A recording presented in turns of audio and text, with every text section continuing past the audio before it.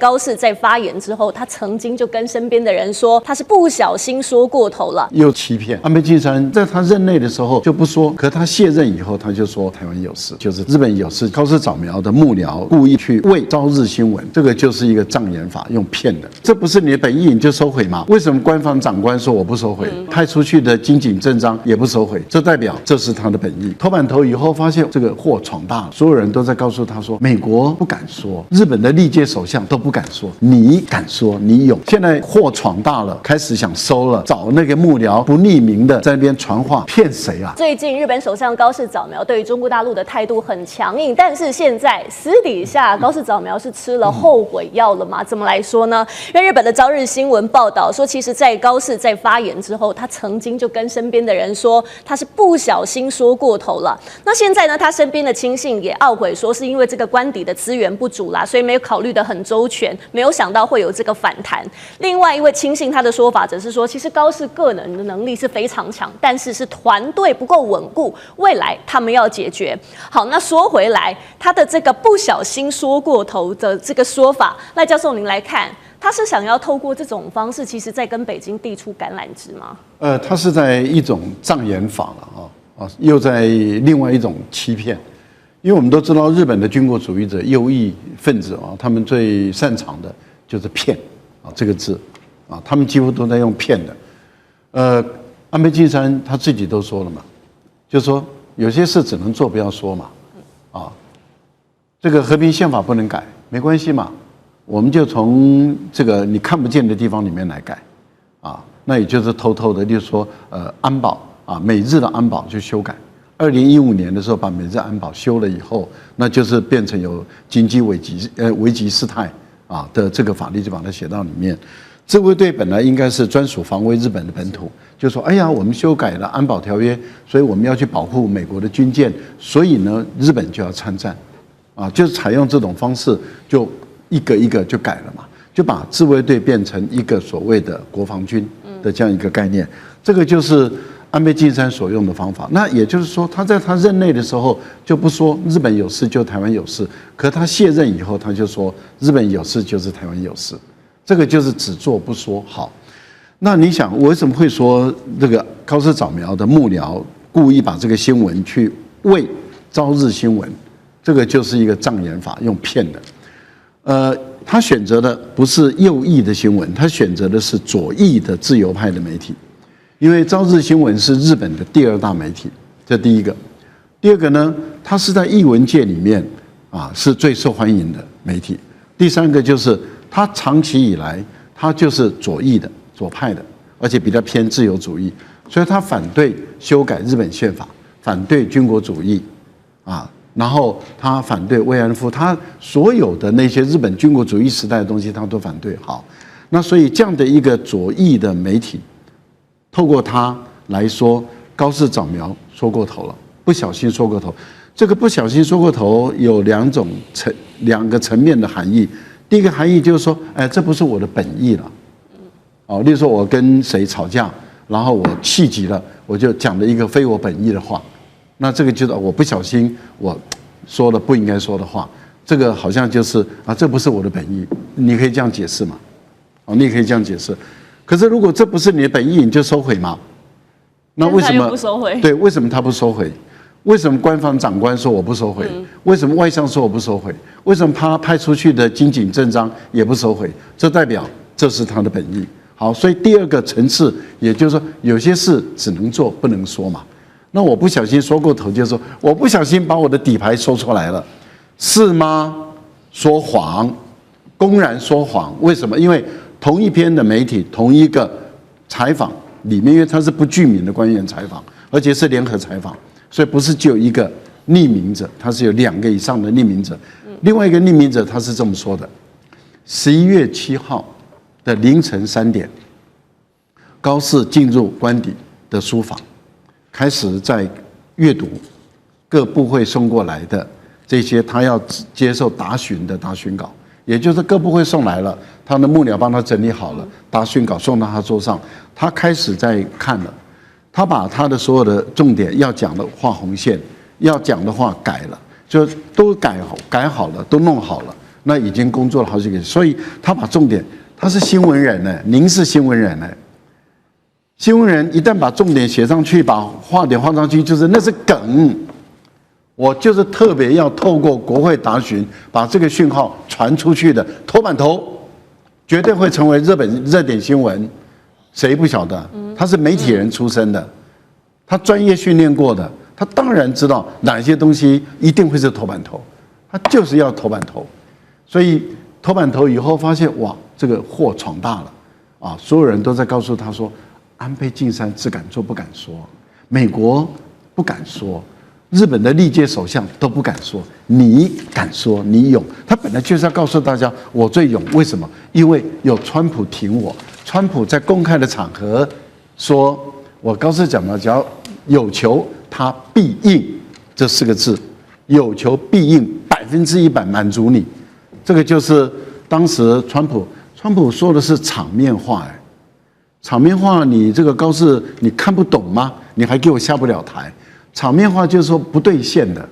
但是高市早苗想利用川普的场面话变成他的后盾，来给极右翼的施加压力，说我有美国做后盾，我是右翼的老大，不是你麻生太郎。这是对于党内的派系。另外对外面来说的话，就是我高市早苗，我声望振聋，我敢做你们都不敢做的事，这是一种极端的挑衅。现在祸闯大了，开始想收了，是。找那个幕僚不匿名的在那边传话，骗谁啊？军国主义者就是一个字，骗。好，来教授说，这个高市早苗祸真的闯大了，因为现在呢，中国这边北京的反制手段其实最有力的，我们要说到的就是车用晶片跟稀土。那中国呢，您从图卡上看到，在中重稀土几乎是掌握了全球供应。这些稀土呢，说回来跟这个高科技的磁材、半导体、军工还有新能源，其实都是非常的关键的。那举例来说，日本虽然说很努力自救，但是到2024年底，他们从中国进口的稀土比重，反而是从您看到2018年的50%。上升到63%，尤其像是一些重稀土，像是铵、锑、铬这些呢，都是电动车马达驱动系统不可或缺的材料。那大家在说一旦断供的话，其实呢，日本它整个高科技产业可能都会受到影响。好，委员您来看，如果真的中国真的动手了，就是对这2个车用晶片跟稀土全面的打击的话，那日本他们的产业甚至说整个供应链会受到多大冲击？简单的评估哈。日本的汽车产业看品牌，有的品牌啦必须减产10%，有的品牌要减产30%。啊，如果减产这样的话，他们的股票价格会跌多少啊？大家盘算啊。第二个，车用晶片的方面，当然不只是汽车在使用，因为可能很多人不晓得，车用晶片很多在军事工业上用的也不少啊。你别看那个炮兵移动很缓慢，那也要车用晶片对所以如果这些缺料的话它的计划中的武器生产量可能要停掉20%然后它的这个电动车跟那个所谓混合动力车，有电动有柴油车减产1半，那除此之外需要稀土磁铁的只有汽车，不是工具机还有光学仪器所用的稀土玻璃，不只是稀土马达，稀土玻璃，还有日本最擅长的精密仪器，还有半导体制造设备，全挂，因为它用量比较大那其他的涉及到电动动力用的储能电池，各式各样的电池那供应量会全部乱到一团。那有人说，那长期有没有办法解决呢？有的，成本2倍对，那因为它要靠回收吧，短期内靠回收来使用所以如果中国大陆技术这个东西的话，那我们只能祝福日本赞美日本是太厉害了，能够承受住这么大的打击，而且。整个日本产业在为高市早苗的政策付出一个莫名其妙的代价。那到时候就看看日本的民意会不会反转来这个批判高市早苗。现在日本的民意还是在热冲冲的，觉得你看我敢跟中国大陆叫板呐，我敢踩在中国大陆的老虎尾巴上啊，我敢挑战中国大陆所谓核心中的核心利益嘛。现在讲都是很开心，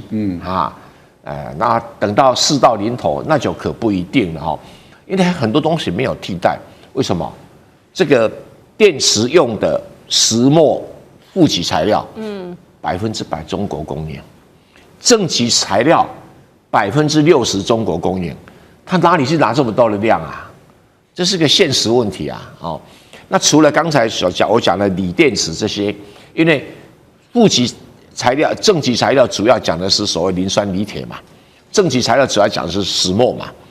那你这两个在全世界你找不到那么大的量的供应了，有点像说美国我产大豆可以卖给别人，可是最大的量在中国。而且一样，它供应在中国，你其他地方拿不到。越南可以拿一点啊，澳洲可以拿一点，东侧西侧。那像车用晶片，连那个最不起眼的安氏半导体的晶片，那个实在是最便宜的，中国不封装，不出口给你，通通就挂了。不过当然了，因为日本它也靠台湾供应一部分啊，台湾比如说力积电有供应它这些晶片哈，那基本上这个。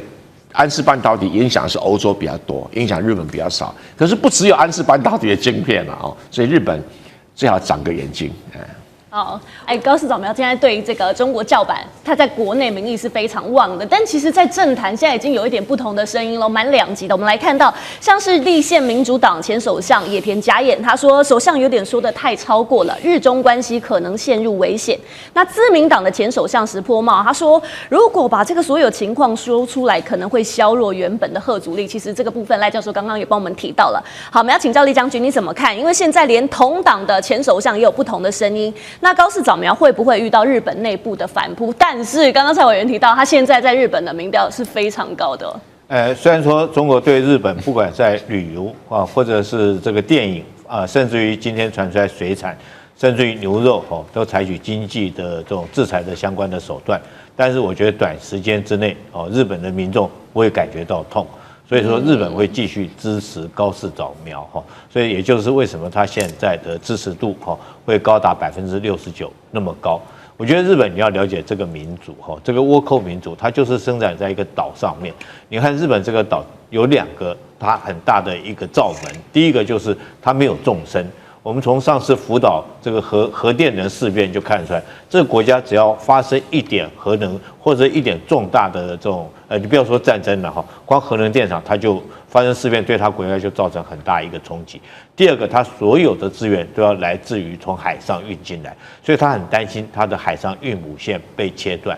那它也需要向大陆来发展，所以它每一次对外侵略的时候，对外主动攻击的时候，它都用同样一句话，叫做日本存亡这个危机事态那你看918事变，他就想要到这个大陆来向大陆来做发展。那之前来讲的话，他也是用这句话去用这个当作理由去攻击这个珍珠港，造成珍珠港事变。为什么呢？因为他讲的就是说，你美军会不会主动来切断我的海上运补线？所以我要先攻击你。当然这次来讲，台湾也是面临同样的理由，大家不要以为说高市早苗讲的话是在帮助我们台湾，不是，他是怕说是台湾一旦被中国控制住以后，它的海上运补线由南往北的运补线会被切断，所以他才说日本存亡事态所以他是依据这个，不是说是为了帮助台湾怎么样，不是，但我们台湾人自己不必往自己脸上贴金了但这也凸显出我们台湾在地缘战略上的重要性。那像这种岛国，很明显的，它是属于一种就是说这个非常不安全感，那对周边国家敌意也非常的重。这也就是为什么高市早苗到现在为止，一般老百姓还会在支持他因为岛国心态就是这样嘛，他都会主动去攻击人，你不去招惹他就会先来弄你，因为他还有一个很严重的这种不安全感的心态。我觉得高市早苗未来来讲，可能有3条路可以走这第一条路就是他把话吞回去，中国叫他把话吞回去，收回去。但是目前看起来他大概高市早苗在民意这么高强度的支持之下，我认为这条路可能不太容易，他大概做不到。第二条路就是这个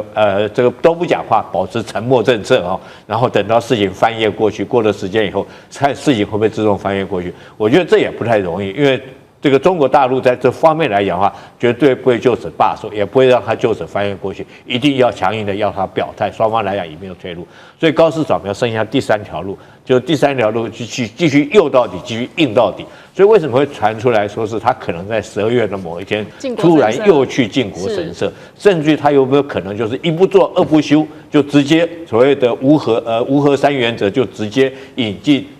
核子的武器这有可能，也有可能他恢复他的这种军国主义的这种就正规的军队把它已经这所谓的自卫队改成正规军队，我觉得可能性是很大的这个东西大家不要轻忽了。但是你如果说继续这样做的话，我觉得中国大陆来讲的话，一定会誓不甘休。所以这是中日两国这个冲突来讲的话，可能后面来讲，我自己研判会越演越烈，因为双方目前都没有台阶可以下。中日紧张关系不但没有趋缓，而且逐渐在升温。我们要来看到的是日本的产经新闻就报道了，说日本防卫省在研议，假如中国真的侵台的话，那自卫队跟美军首先他们的目标就是要击沉福建舰，让登陆的舰艇兵力可以减少。但是同一时间，我们看到的是中国央视也公布了福建舰有最新的进展是他们正在展开这个海上的实兵训练，而且不是单打独斗，它旁边有055大区延安舰、054A 通辽舰、歼35、歼15T、歼15DT， 还有空警600。好，所以整个看起来呢，护卫队是非常非常的完整。那显示出，其实现在中国海军它的整体的作战能力是越来越成熟。我们要请教蔡委员您来看，因为现在呢，日本口头上说他要击沉这个福建舰，但是以他们的实力来说，真的办得到吗？还是说在这些王牌搭子的护卫之下，被攻击的话，会不会日本是先被反击的？我觉得日本人可能要面壁吹牛个3年再来吧。为什么？你要打航空母舰，在睡觉的时候绝对做得到，但是如果你白天的话，就没办法做白日梦。我们要检讨一下日本有没有反舰导弹。没有反舰导弹，你打什么航空母舰？好，那检讨它有没有？它还真的有可是问题，它的反舰导弹，我简单跟大家介绍一下它的12式地对舰，就地对舰打，那只能打200公里。福建舰没事干，跑到你200公里的岸边干嘛？这就说不通。所以日本的岸置机动反舰导弹只能打海警船。再来它增程式可以到1000公里，那对不起，可是亚音速的，就是不到超音速。那也没什么用。为什么？穿透力不够。而且航空母舰会距离你1000公里吗？也不会，起码距离你1500公里因为太近了你飞机起飞2-3就到了嘛。那再来海上有没有反舰导弹？有，它904的200公里，174的这个300公里多一点，然后说12舰载式的未来会到500公里。那我不晓得你这个舰队要靠多近。这就早就被福建舰给打沉了再来，还有空射的反舰导弹，完了更经典，它有 ASM 1号，他自己做的70公里 ，ASM 2 170公里 ，ASM 3它叫做高速反舰导弹，据说可以到3马赫，但是那还不是高超音速，3马赫可以到200公里，这种射程怎么打福建舰？所以我说，日本先生。白天不要吃太多安眠药，会打瞌睡所以这个叫吹牛皮。那你说可不可以用美国买的战斧导弹可以打1600公里？问题战斧导弹是次音速的，而且是在战斧导弹主要是公路用的要做反舰那还早了所以他说日本正在积极开发可以打那种1000公里的，跟中国一样高超音速的滑翔体，用 HGV 来打。那就是弹道型的很抱歉还没看到等他看到了再说，大家较量嘛。可是你日本可能会面对东风打，东风打不几型一打，东京就不见了，大阪也不见了，广岛也不见了，长崎也不见了。这个你日本自己想一想自己想，这是比较实际的问题。好，确实，在目前呢，蔡委员的分析看来是有难度的啦。但是日本他敢说这个话，也不是说他没有底气，因为最近在日本在做什么呢？首先是因为它的飞弹产业，其实这几年来进展是非常的大的。共同社就报道了说，日本呢，它呢已经将这第一批由五角大厦授权他们代工的爱国者飞弹出口到美国。那其实这是2战之后首次出口这种杀伤性的武器。那此外，日本首相高市早苗现在也在考虑他要修订这个安保3文件、非核3原则，甚至说可能允许美国在日部署核武。好，换句话说，日本呢现在呢不但是要出口这个杀伤性的武器，而且要引进核武。那赖教授，你来看，也就是说，他们这个组合拳真的已经架好了，所以是有这个底气可以跟中国来对抗吗？我同意这个蔡委员的说话，这个也是大话了啊，因为。连美国这个川普他自己说他要打造一个金球啊，这个因为以色列有铁球嘛，那美国有金球，金球都没有办法拦截俄罗斯的导弹，那他更不可能拦截中国大陆的导弹，因为大家都知道在导弹这个部分，大陆的发展比俄罗斯、比美国还要强，尤其是中程的弹道导弹，超高音速，目前来说在全世界。居于最高领先地位的就中国大陆，那你想，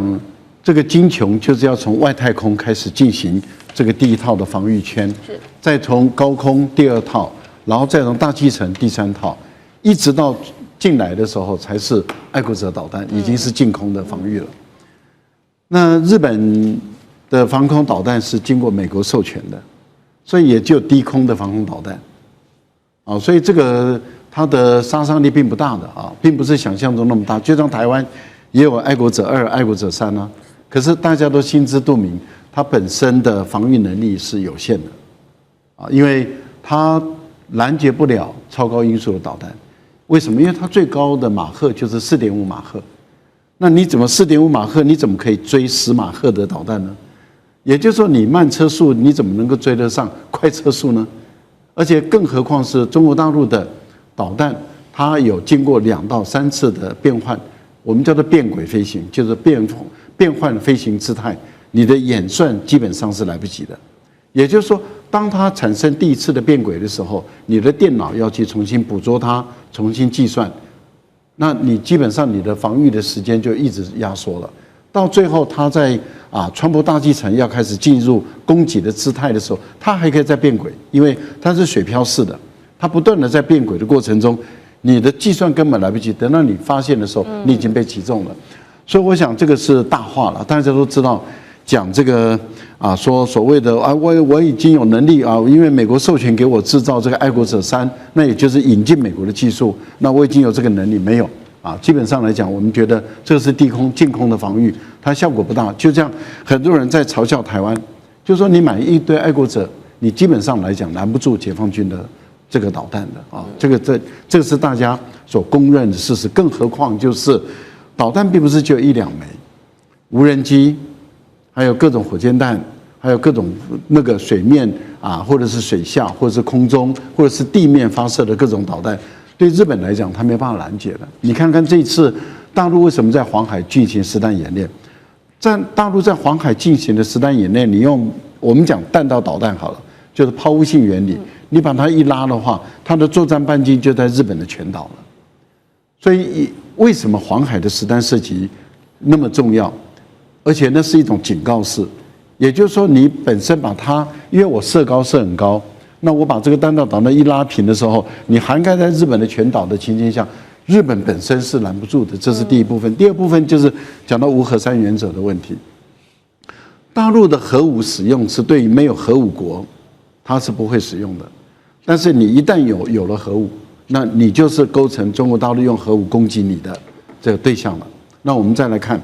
核武基本上来讲，你要注意一个是弹头的部分，战略跟战术的弹头；另外一部分就是载具，载具就是我把你送多远、送多快、送多准。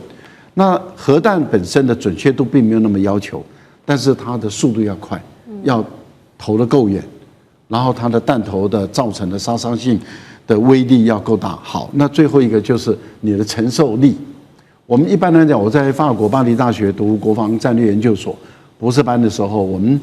的一个老师，他是核武专家，他就谈到了就是核战哪一些国家打得起，哪一些国家打不起。那很明显的，日本是打不起任何核战的。为什么？第一个，国土面积狭小；第二个，人口多；第三个，整个东京经济板块太密集了，所以它本身承受不了任何核弹的攻击。那因此，日本发展这个核武的问题，非但不能够威慑到中国大陆，本身还会遭到俄罗斯、朝鲜跟大陆本身的双方都是核武国的攻击。蠢成这个样子，这是人类间的奇葩。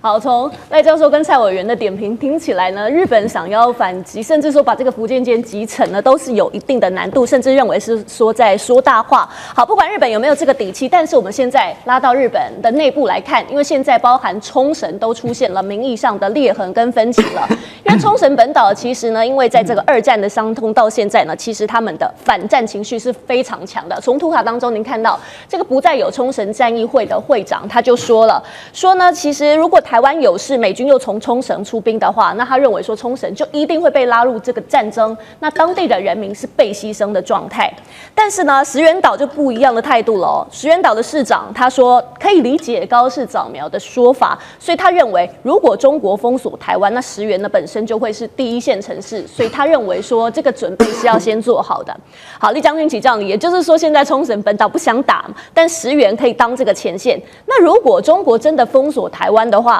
包括了石垣在内的城市，也就是说会陷入危机。中日两国如果真的在这个宫古海峡爆发冲突，您觉得谁占上风？你问的有2个地方，一个是石垣岛，一个是宫古海峡哈，我分别就是这2个地方来说明。第一个来讲的话，就石垣岛哈，它是毫无抵抗的能力，因为这个解放军在前天已经证明了哈。那石垣岛这个从石垣岛跟台湾中间来讲的话，解放军用了一架无人的这种飞机和无人机从这边台湾跟石垣岛中间穿过哈。这个我研判可能是经常来台湾的那个无人机了。它的如果说是这架无人机的话，它的这种在空滞空的时间有到15个小时。那当时这个日本自卫队它的这个战机曾经有起飞哈，来做这个监视的这种动作。但你要知道，无人机对抗有人机来讲的话，除非说真的开战，不然的话是绝对是有人机吃亏的。因为你有人机在空中来讲，你飞行员不管是油料或者是人员的体能来讲，你最多就是2-3个钟头。那它可以在这边无限给你绕15个小时，那你怎么去应付它哈？可能这个几波下来讲的话，这个人疲马困，你又不敢将它击落，所以这是石垣岛的一个状况。当然，如果说真的暂时来讲的话，以解放军现在的无人机能力来讲的话，应该很快可以解决掉石垣岛哈。那至于说宫古海峡的话，我觉得如果说在宫古海峡发生开战的话，那日本是100%占领有利的地位。那为什么？因为宫古海峡，我们大家看一下啊，整个所谓的第一岛链，大陆这个海军它要出第一岛链，大概不外从2个地方，北边就是宫古海峡，南边就是巴士海峡。那宫古海峡最宽的地方约300公里哈。我们如果说按照蔡委员刚刚所跟我们讲的，就它的对舰导弹的射程，假设说有200公里的话，它分别在宫古海峡的2端部署这种对舰导弹来讲，它就很容易可以封锁整个宫古海峡。你要通过它的话，那你可能就没有那么容易。如果再加上布上水雷来讲的话，可能解放军要通过这个地方难度就会增加很大。也就是因为如此哈，所以我认为解放军他如果说要出第一岛链的话哈，大概除了宫古海峡就是下面的巴士海峡。所以我认为他有3种方法会出宫古海峡。第一种方法就是先下手为强，这个开战之前就先将宫古海峡周边的这种海空的导弹阵地将它摧毁掉，它才可以确保它舰队可以这个进出所谓的第一岛链。第二个方法，它就是我们现在经常在讨论的，也有可能会实现，就是它让琉球建国，琉球重新复国，然后让琉球跟中国来讲，双方来讲建立一个很好的友谊关系，这样的话保持中立，那中国的海军舰队自然就可以出宫古海峡。第3个方法就是占有台湾，这个我们前一阵子大家有讨论过，福建舰最好的母港在哪里？如果说地缘来讲的话，不就是台湾吗？如果台湾来讲的话，就北边来讲的话，它就不会被琉球群岛所钳制住，南边来讲也不会被菲律宾所钳制住。它如果从台湾出去了来讲的话，就是广阔的太平洋。所以我觉得这就是为什么地缘战略这么重要，为什么高市早苗会讲这种话。他认为说是他有把握在宫古海峡这边堵住中国的舰队，所以他才敢这么嚣张讲这句话。那也就是为什么中国大陆来讲的话，一直要统一台湾，除了说是民族历史的因素之外，还有一个就我国家如果说要发展海权要强大，那最好的进出太平洋的路就是台湾这也是地缘战略对整个国家发展最大的影响在这边。所以我认为但是随着武器的进步未来是不是如此，可能会有所改变。比如说这个有无人机的时代来临来讲的话那是不是会改变现有武器的这种射程，或者是它作战的效能可能会有所改变。但是在目前状况看起来的话，如果在宫古海峡发生海战来讲的话，以地理上面来看的话，是日本占优势。现在外界在观察说，高市早苗是不是把日本整个拖向了地缘深渊呢？就是因为这一句台湾有事论，大家在说踩到了中国的主权红线。那日本特使您看到急急忙忙赶快飞到这边，要来北京要来灭火，但是您可以看到，其实中国这方的态度呢，中方官员是双手插口袋，被认为说显然这个怒火并没有平息，而且越烧越旺。我们就来看一下当时的画面。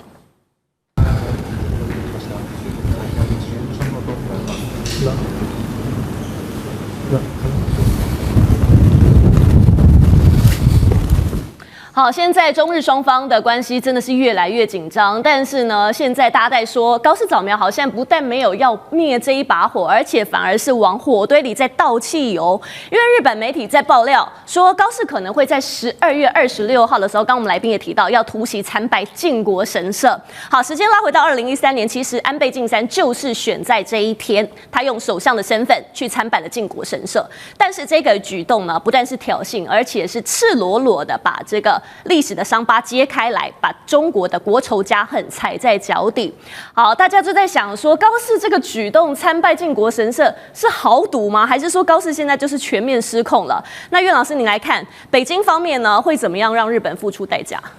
我觉得这一次问题之所以严重的话呢，最主要是有4个方向的啊，这个让这个北京觉得非常不爽。那么我前面要讲到，刚刚这个刘劲松跟这个金井正章啊，他们之间的话呢，确实应了现在时下一句很流行的话了，就是说刘劲松是从从容容啊，2个手插在2个口袋里啊，然后那个金井正章呢是匆匆忙忙了啊，还没有连滚带爬，其实也差不多了哈。那么我要顺便要解释一下，跟刚刚他讲，2个手插在2个口袋里的主要的目的就是不握手。这是外交动作，这是不握手。这里面实际上大家要了解。然后呢，针对于日本人呢，非常要面子。那这个金井正章呢，急急忙忙跑去啊，真的是有一点这个匆匆忙忙啊。我觉得他去的时候呢，他不得不去啊。他其实是负责大洋洲事务的，他这边要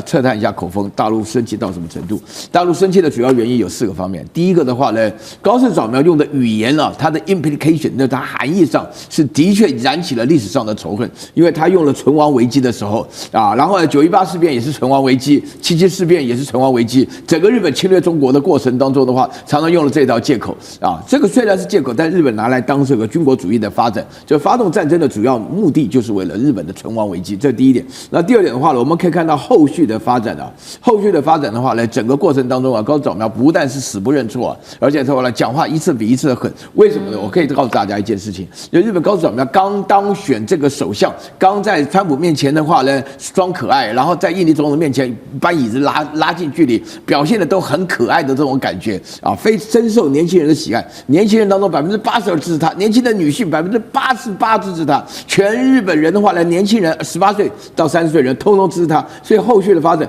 那民意的话呢，基本上也高居不下，就是大陆无论如何怎么样警告，都至少有46%以上，甚至60几、40几。整个民意来讲的话，以日本现在的首相的领导地位来讲的话呢，这个比例实在是高的有点不像话，让中国本身来讲真的是面子拉不下。最重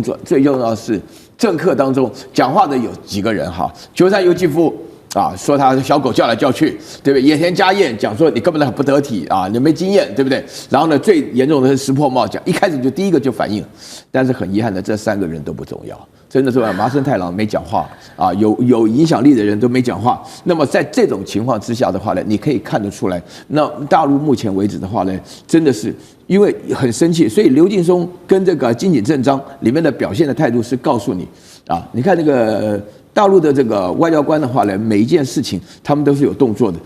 其实，因为我们长期没有外交关系，所以我们对于外交官的训练，就是基本上变成爱不爱台湾的这种观念啊。其实大陆的外交官，他每一个动作，他讲的每一个字、每个词，那么这次当中的话，最重要的外交部的里面所展现出来的，一个是发言人叫林健，另外一个是日本的总领事叫薛健，双剑齐发，他们讲的事情真的比较严重。一个林健就问你日本到底要干嘛？你对台独要发出什么讯号？你回答一下。到目前为止，日本没有回答。那个薛健更不要讲了，直接把这个莫名其妙冒出来头给砍下来。我今天上午还跟一个日文很好的学生问了一下，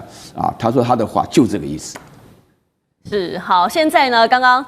岳老师帮我们提到了，现在日本的年轻人是真的蛮喜欢高市早苗，也可以说他在日本的民调真的就是居高不下。但是我们往外看呢，现在日本的外交，大家说是不是全面失控了？因为除了上任不到1个月，现在中国方面气炸了。那我们看到韩国也因为独岛的问题召见了日本公使，提出了抗议。而且您从图卡当中看到了，国会议长直接要求日本说，必须要展现出对2战的真诚反省，还有负责的态度。俄罗斯方面也是出口警告，说对日本外交官等30个人寄出了入境的禁令，而且在北方4岛展开大规模的军演。那北韩呢，无独有偶公开批评说，日本撕下和平国家面具，暴露了战争国家丑恶嘴脸，而且警告说，日本挑衅的话是要付出代价的。好，现在大家在看说高市的路线现在蛮激进的，1个月之内哇，一口气得罪了中俄韩朝这4大国，也让其他的亚洲国家其实感到蛮紧张的。所以盖哥就您来看，日本的外交再继续这样发展下去，会不会陷入全线孤立化这样的困境呢？高市早苗，你绝对不要因为你的民调升高而窃喜。我可以告诉你，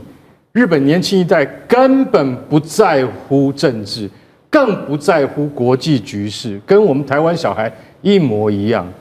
他们连他们自己的定位都搞不清楚，所以你以为从这个来自这些年轻人的高支持率对你有什么帮助？你要回归现实，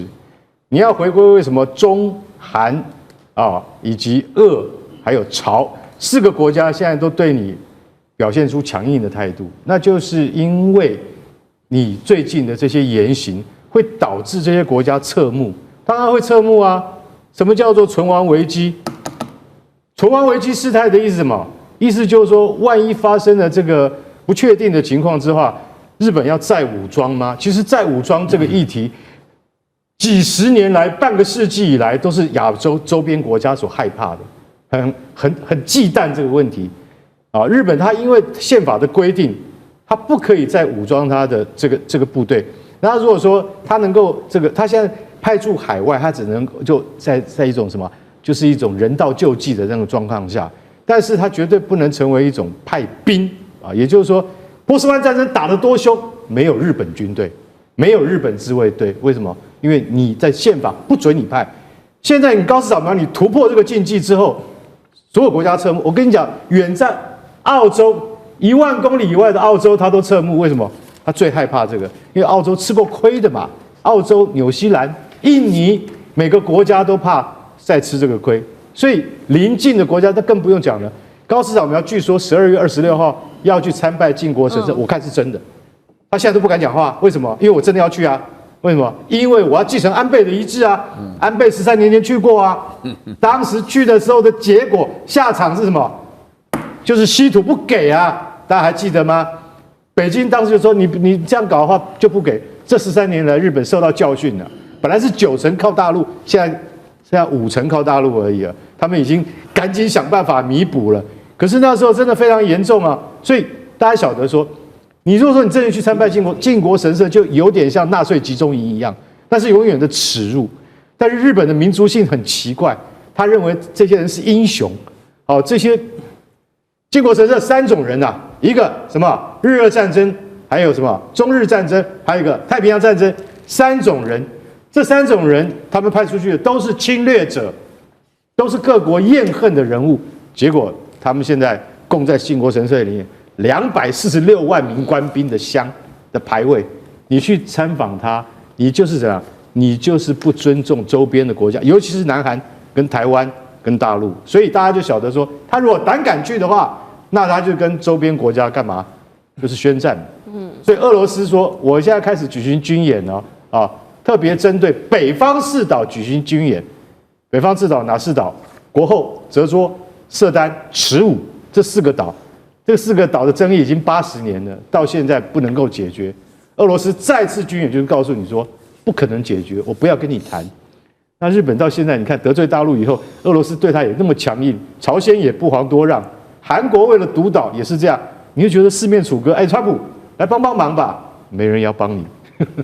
好，确实，那日本这样动作频频，大陆方面是怎么样反击？我们就来看到，因为日本从1956年加入联合国之后，隔2年，1958年就非常开始很积极要争取非常任理事国的资格嘛。其实这70年来呢，一直有机会就想要希望可以得到这个安理会的常任理事国的资格。对日本而言，这也被看作是他们战后国家正常化的最后一步，所以历任首相其实他们心中都有这个梦。但是现在中国驻联合国代表就直接宣布了，说日本根本没有资格成为联合国常任理事国。好，大家再看，就因为高市的这一句话，让这个日本的这个入常梦是瞬间清零了吗？这个议题要分成2个层面先来说我们现在说第一个层面，台海的一个问题是全世界的问题，因为台海当中包括了亚洲的一个航线，包括的能源，包括的电子产业等等，这我们就不再赘述但之前驻韩美军有说过，未来会有2个任务，一个是防卫朝鲜，另外一个就是台海介入，就是台海如果有事的话，驻韩的美军，韩国不加入驻韩的美军他要加入。今天意大利媒体直接说其实中国很怕一件事情，我刚有跟各位说，中日2国极度的克制意大利媒体他说，中国最怕的就是万一日本再武装，同时去介入台海的话，同时美国跟台湾跟日本的一个介入，会不会对中国比较有利？这个是不一定的这是不一定的，先有这个条件。但是我们来说这个入常讲到这个入常梦，日本就真的难了为什么有真的难的呢？我们去把那个联合国的定义先抓出来联合国的5常是哪5常呢？很简单，2次世界大战当中带领着全世界去打败那个邪恶轴心的，叫5常。所以当时中国、英国、法国、美国、苏联后面改名叫俄罗斯。那我们来看谁被撂倒？撂倒当中，第一轮是日本、德国跟意大利。所以那时候最早的时候，这3个国家是美军进去托管，它的定义叫托管。后面发生了韩战，韩战完之后又托管了一个地方叫做韩国，所以简单的说，就定义上来说，如果我们就联合国的定义，它要入常，这个是有它的一个困难度的。第二个，日本当然有它的一个强度日本的强度是它目前在全世界的经济是排前5大。目前美国、中国、印度、德国、日本大概就是5大当中在盘旋，军事的话大概是排前10大，但就定义上来说，这是第一个比较麻烦的定义。第二个是你要跟中国去在联合国当中比投票，连美国都比不赢。为什么连美国都比不赢呢？我来跟各位说在过去40年的过程当中，美国人曾经叱咤风云，但后面美国人发现要经营国际关系好累又要人，又要钱，又要不同的语言。那过去是所有的人都到美国去读书，那很简单，最精英的人都去英美读书，以后这些人当总统呢，当然是比较亲近我们可是过去40年当中，中国很认真的在经营非洲、中东、拉美等等的关系。所以呢，要人给人，要钱给钱，你有什么需要？而且他们也说他们不会像过去殖民地的一个时代去来殖民你。那中间有很多的因缘际会啦，所以我们简单的说在联合国比投票的话呢，现在美国都没有办法撂倒中国的情况之下，日本要入常，开干蛋供3个字，不可能。